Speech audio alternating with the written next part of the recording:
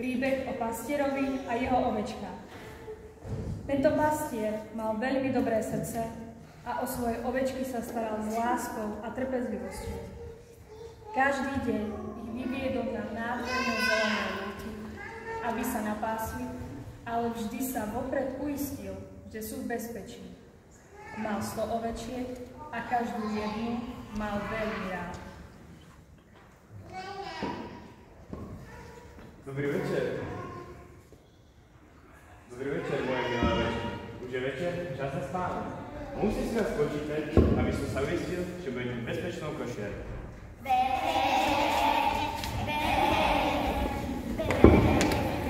Pastier veľmi starostlivý. Každý večer, keď slnko zapadlo, vždy spočítal svoje ovečky, aby sa mu žiadna nestratila. Nikdy nezabudol na žiadnu z nich. Ovečky mu dôverovali, pretože vedeli, že ich chráni. A keď ich mal všetky pohromade, mohol ísť spokojne spať. Mám všetky.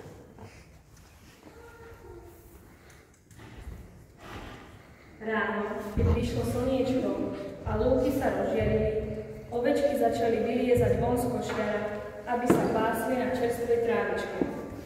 A pastier, ako každý deň, z diaľky ich pozoroval a dával pozor, aby sa ani jednej ovečke nič nestalo. Moje milé ovečky, dávajte pozor na nebezpečnú cestu.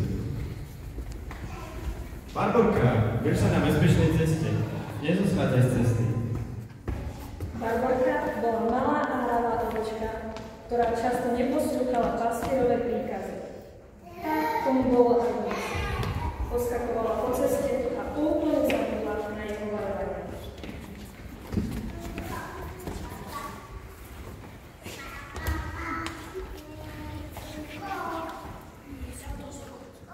Ovečky, dávajte pozor na korítko, aby ste ho neprevedli. Každá má čo jesť. Barborka, dávaj pozor.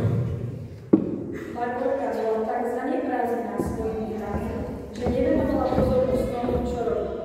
Prevedla korítko a všetka slama sa rozsypala.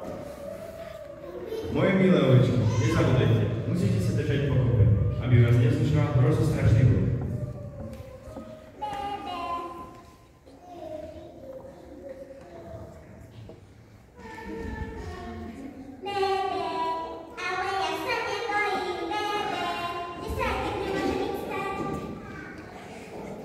Zapadlo slniečko a tak, ako každý večer, začal pastier počítať svoje ovečky.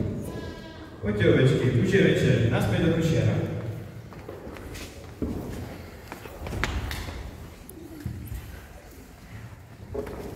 Deväťdesiatšesť, 97, 98, 99. Počkaj, jedna chyba. Je to Barborka. Moje milé ovečky, zostaňte tu. Barborka sa musela určite niekde zatúlať. Musím ju nájsť.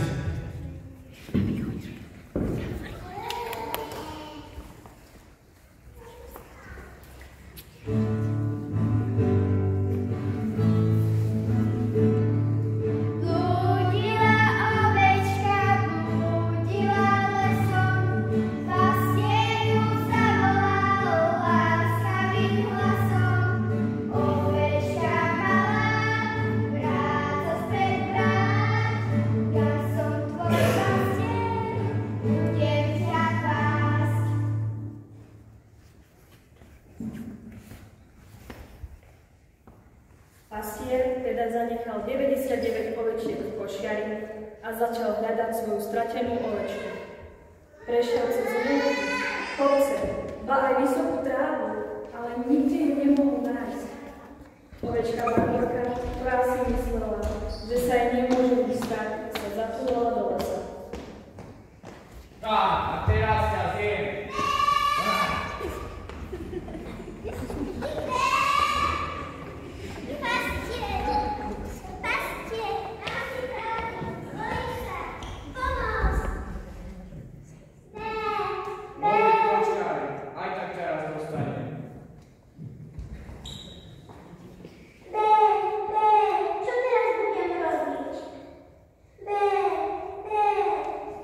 Pastier hľadal a hľadal, až zrazu začul z diaľky tiché stony. Pomaly ich nasledoval, až našiel jamu a v nej... Barborka, Barborka, tu si, ja som veľmi rád. Poď, zajdem ti domov. Pastier bol veľmi šťastný, že našiel svoju stratenú ovečku. Vzal ju domov, ošetril jej boľavé nožičky.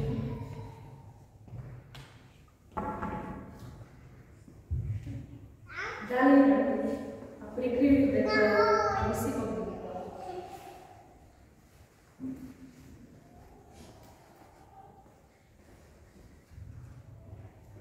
Prepáč, pastier, nehnevaj sa, už to nikdy neurobím. Barborka, Barborka, ja ťa mám tak rád, ja sa nehnevam, hlavné je, že si naspäť doma. Pastier sa na ovečku nehneval, ani jej nič nevyčítal. Bol len rád, že sa vrátila domov. A tak je to aj s nami. Náš nebeský Otec nás má tak veľmi rád, že aj keď sa občas zatúlame, vždy nás ide hľadať. A keď nás nájde, nehnevá sa na nás, len nás objíma svojou nekonečnou láskou. Veď predsa každý z nás je jeho milovanou ovečkou. Dnes je tento príbeh venovaný niekomu veľmi špeciálne. Nášmu pastierovi, pánu farárovi Miškovi, ktorý sa o nás stará s rovnakou láskou, ako sa pastier stará o svoje ovečky. Milý pán farár, príjmite prosím tento príbeh ako darček vašim narodeninám. Chceli by sme vám zo srdca poďakovať za to, že nás vediete a pomáhate nám nájsť správnu cestu, podobne ako dobrý pastier ovečky príbeh.